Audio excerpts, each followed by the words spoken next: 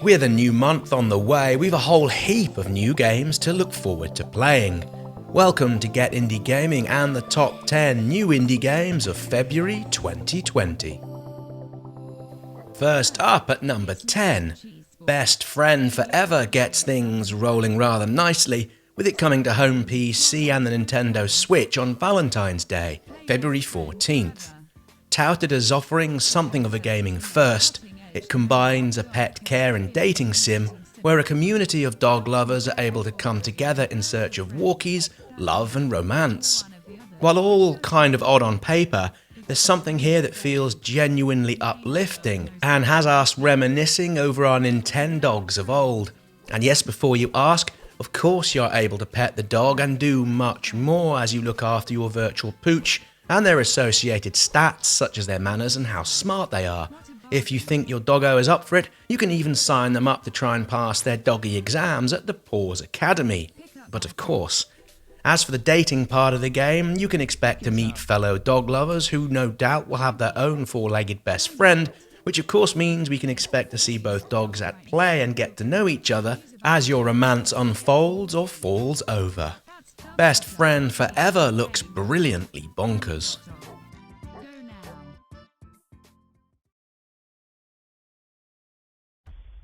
At number 9, and looking very much like something you might get if you put Dead Cells and Celeste into a not quite literal cement mixer, ScourgeBringer comes out in early access via Steam and the Xbox Game Pass for PC, February 6th. What makes or breaks a good rogue from the also-rans is, to our minds, the fluidness and overall tightness of the combat. While we've yet to get hands-on play with this, from what we've seen of the game in the hands of others, it looks pretty darn solid from those fronts, particularly in the aerial combat and the gigantic bosses, all of which are looking so very beautiful by way of the pixel art, and all backed up, as it were, with an adaptive soundtrack from the same chap who brought us Broforce, Downwell and Nuclear Throne. ScourgeBringer will naturally enough be home on the PC, and will come to consoles at a time that's yet to be advised.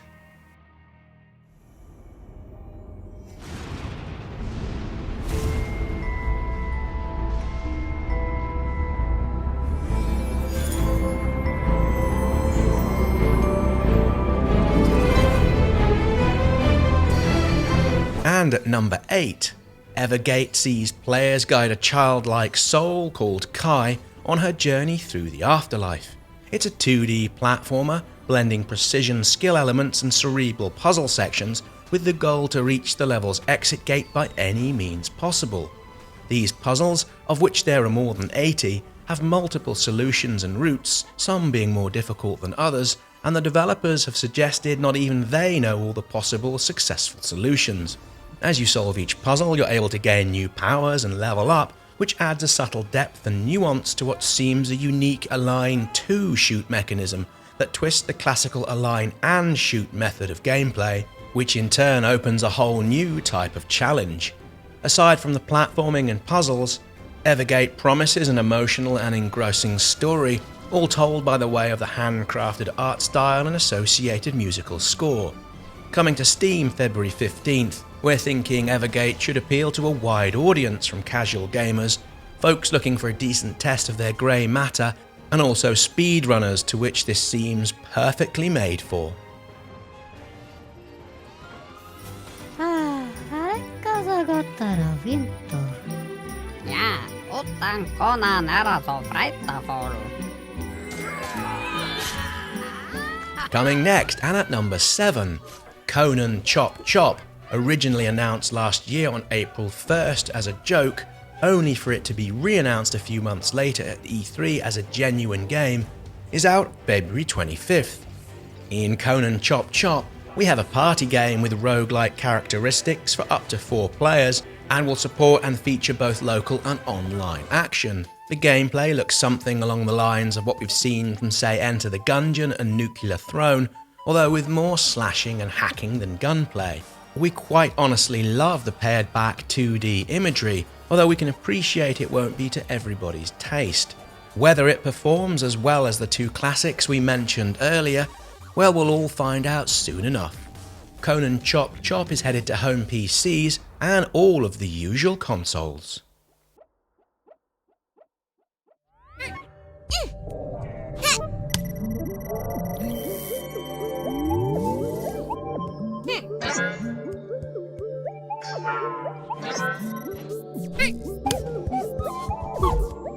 Coming out February 20th, at number 6 we have Lumote, which is a game all about two opposing powers.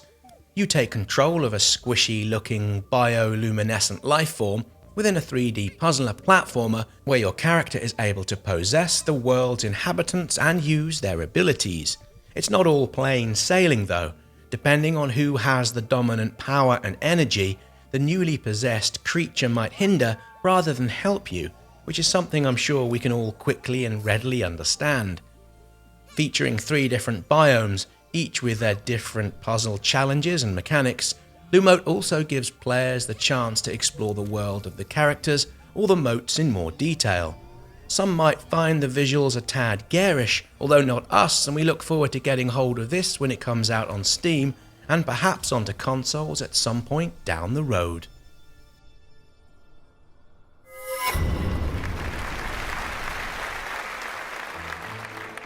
Let me ask you a question. How many people do you think go to waste after they die? At number 5, Necronator Dead Wrong comes out in Steam Early Access on February 13th and is a comedic lane real-time defense strategy game with a deck building twist to it.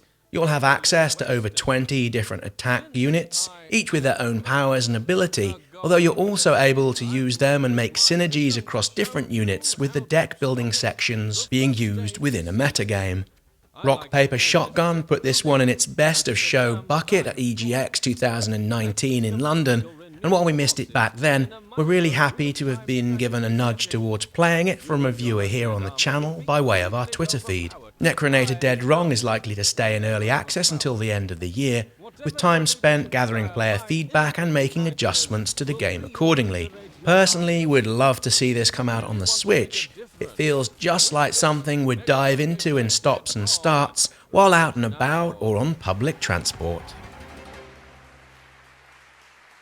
Number 4 is Death and Taxes, a play on the old phrase of things in life you're certain to at some point experience.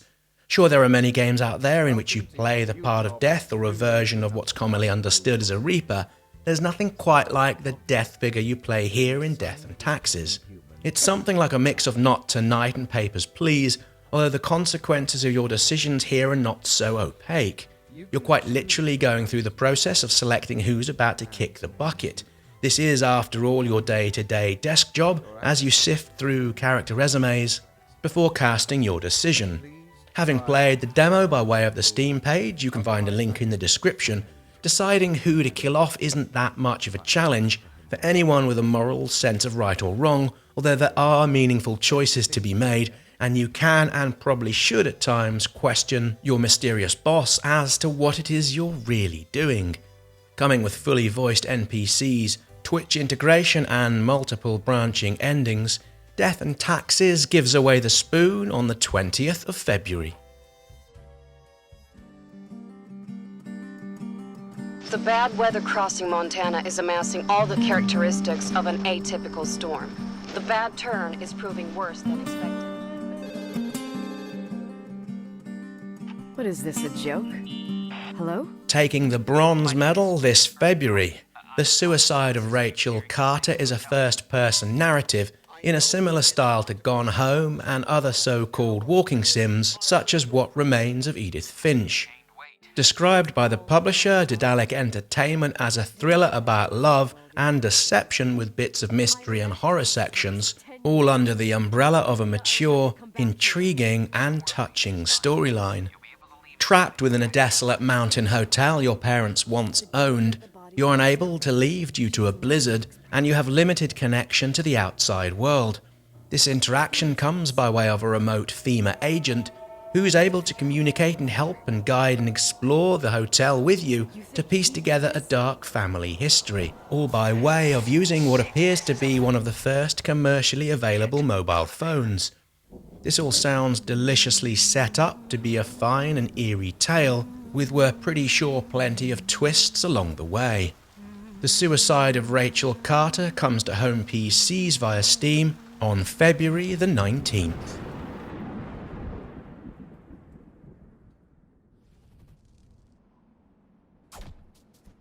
Out February 6th, our runner-up in this month's Ones to Watch countdown, Kunai, is an odd and quirky adventure Metroidvania where you play as Tabby, a killer robot with the spirit of a long-dead warrior, as you tackle the hordes of other robots released by an evil AI, all within a minimal pixel art world full of secrets, hidden passages and interesting characters, many of which would rather you were not there at all, with them doing their best to end your journey as quickly as possible.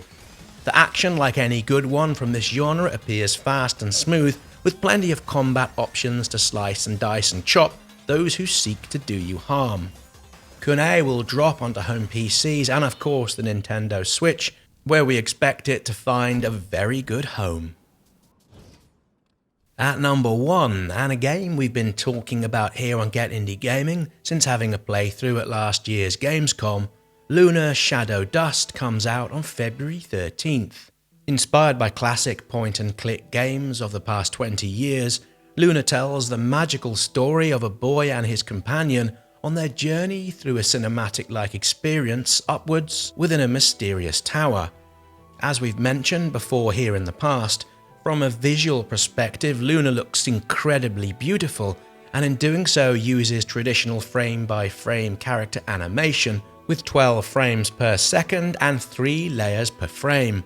Much of how exquisite Lunar looks comes from the lighting effects, which seem to bathe the screen in what appears to be a flickering candlelight, a wonderful touch in helping drive the overall atmospherics. We're also really impressed by the decision to tell this tale essentially without dialogue, and for all of the puzzles to have standalone solutions without the need for hidden items or having the player backtrack through the game. At launch, we understand Lunar will be coming to the home PC, and yet with the success we hope it achieves, a port onto consoles feels inevitable. And with that, just one more thing. We're just over a month away from a full channel relaunch and rebrand. We're looking to increase community-specific content across all of our touchpoints. Please let us know the kind of things you might like to see once the change happens on March 1st. And while we're here, if we were to offer, say, channel membership by way of Patreon, what rewards would tempt you to join? Please drop your thoughts down below in the comments, and as always, if you like this one, please click the like button and subscribe if you haven't yet done so.